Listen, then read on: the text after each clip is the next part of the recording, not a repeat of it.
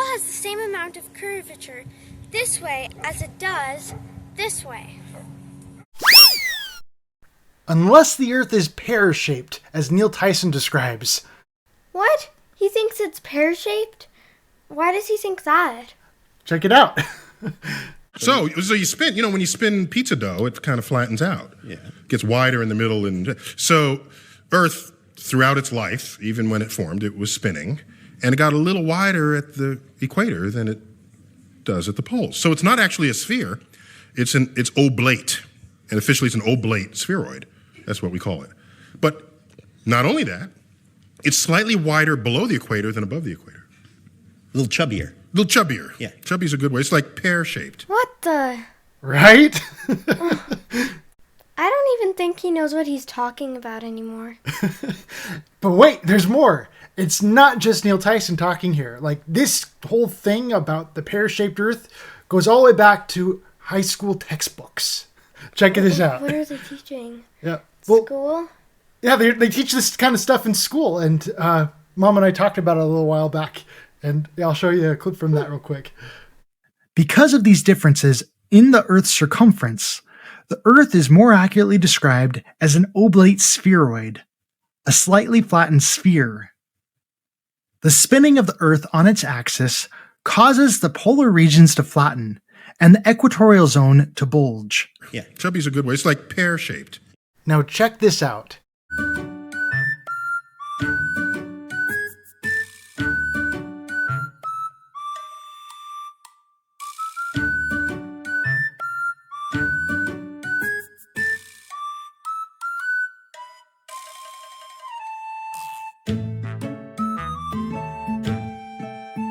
So NASA's saying that the Earth is perfectly spherical, but my high school textbook says it's not perfectly spherical. Does that add up to you at all? No, not really. It's kind of like the textbook is coming right out and saying, guys, NASA is wrong. Uh-huh. Yeah. Doesn't really make sense. All right. Now, here's a picture from Lake Pontchartrain. TwirlySocrates presented this to me as if it proved that the Earth was a globe. What are your thoughts about this picture? Last time we talked about how one-point perspective can be used to show that the horizon is at eye level. But this picture, the horizon does not appear at eye level. Why do you think that is? Probably because, the clouds, are reaching the surface of the water or something. Okay, let's zoom in on this and take a closer look. Okay, do you think that's still the case in this instance? Well, it's pretty blurry, so I don't really know what I'm looking at. But it looks a little bit foggy. Foggy? At least closer to where the triangle thing is pointing to. It's interesting how the fog just looks sky color, isn't it? Yeah. It doesn't look particularly cloudy. You just kind of see this sky starting to cover up the end of the power lines as they Yeah, are. because the water is not exactly straight at where the sky meets. It's pretty bumpy if you look at it. Mm-hmm. Why is that? Well, there's something called heat haze, and it distorts the image. Notice the trees in the background of this picture and how they look all blurry and distorted, and that's because of the hot atmosphere creates all these waves in the air. You can kind of get the same thing over a hot stove sometimes when you have when you're boiling water. The water causes this shimmering effect in the air. Cool. Also, if you zoom back out, it looks like those little bumps might be trees or buildings or something. You just got to remember that this is a lake, not the ocean. That's a lake? All of the lakes I've ever seen, I can actually see the mountains or trees or whatever type of things where the other side is. Now this one's a really big lake. Whoa. Okay, back up close again. Take a look at how that sky cuts into those power lines. Do you think this supports your claim that the clouds are covering up where the horizon is supposed to be? like what we talked about before? Yeah, I guess so. You can't claim it's the curvature of the Earth unless you factor out the atmosphere. But why are the top of the power lines curving like that? That is a good question. Let's examine this a little closer. Notice that most of these power lines look straight. They only appear to curve at the end there. Do you think that's the curvature of the Earth that we're looking at there? I don't think so. A ball has the same amount of curvature this way and this way. I don't see that happening here, so that tells you something else is going on. Exactly what? I do not know. Behold, the toilet paper Earth theory! But most of it is straight, so it's not quite a toilet paper Earth. You're right. It would look more like this. It's funny how none of the anti-flat Earth Pontchartrain photographers ever show us the power lines from this perspective. I've got another picture that can help describe what's going on here. Does anything stand out to you about this picture? It looks pretty similar to the other picture, right? Yeah, like the curve at the very end of it. Yeah. Okay. What do you think about this curve right here? It sort of looks like it's like ending right there. Like you can see the top of the power lines like going farther, but then that's like the end of where like the poles are. That goes into the water.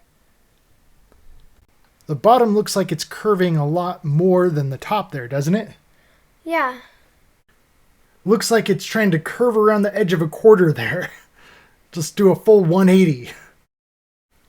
Yeah. So that tells you that there is in fact a mirage happening here, right? Yeah. Now this is from a flat earther by the name of Phuket Word on YouTube. Check this out. And we'll see as we bring the camera down that the apparent horizon, that hard line of the surface, will come closer to us. The lower we go, the closer the horizon over a flat surface. The surface is still there. Sorry about the camera. But it is now mirroring. Oh, so that's why it has that strong curve. Yeah, you can see that very strong curve at the bottom here, and it's the exact same thing happening at the power lines. Huh. So, would you have to be really high up to be able to see the rest of the power lines? Yes! And as we lift the camera up again, we'll see the mirroring receding and going back into the distance. I'll bring the camera down again and we'll see the horizon come rushing towards us. Now take a look at this picture. The refraction is pretty apparent here. You can see how the refraction is making the horizon appear lower, right? Is the double sun where the horizon would be? Okay, so you can see the middle between the two suns there, and that's like where the horizon should be, right? Yeah. So that bottom sun is telling you like how much lower the apparent horizon is compared to where the horizon should be up at eye level. Huh. That's cool. Now imagine if the sun wasn't there. Would it be quite so obvious that the horizon's not where it's supposed to be? I think I'm just looking at the normal horizon. You wouldn't be able to tell that it's being refracted. Yeah. Yeah, so that's kind of an invisible thing that can make the horizon appear lower than it actually is. That is why pictures like this one are so significant. To say that refraction is causing the horizon to rise up to eye level, that would be a really strong coincidence, don't you agree?